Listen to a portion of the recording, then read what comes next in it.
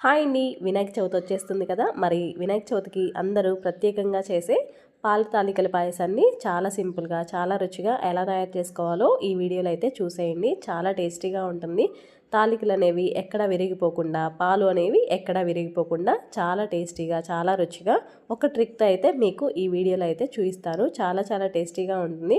First time try చేస్తున్న వాళ్ళైనా లేకుంటే కొత్తగా పెళ్ళైన వాళ్ళైనా అప్పుడప్పుడు చేయాలి అనుకుంటే ఇలాగా ఇన్స్టెంట్గా తాలికల పాయసాన్ని తయారు చేయండి. చాలా టేస్టీగా ఉంటుంది. అండ్ అలాగే మీ ఇంట్లో ఈ పాయసానికి ఫేమస్ అయిపోతారు. అంత టేస్టీగా ఉంటుంది. మరి లేట్ చేయకుండా ఈ వినాయక చవితికి మీరు కూడా మీ ఇంట్లో ఈ పాల తాలికల పాయసాన్ని ఒకసారి ట్రై చేసి మీకు టేస్ట్ ఎలా వచ్చిందో నాకు కామెంట్ సెక్షన్లో కామెంట్ చేయడం మాత్రం మర్చిపోకండి. చాలా రుచిగా ఉంటుంది. మరి మీకు ఫుల్ వీడియో కావాలంటే నా నేమ్ కింద లింక్ అయితే ఇస్తాను. ఒకసారి క్లిక్ చేసి మీరు కూడా ట్రై చేయండి. ట్రస్ట్ మీ చాలా చాలా టేస్టీగా ఉంటుంది. Thank you for watching. Bye bye.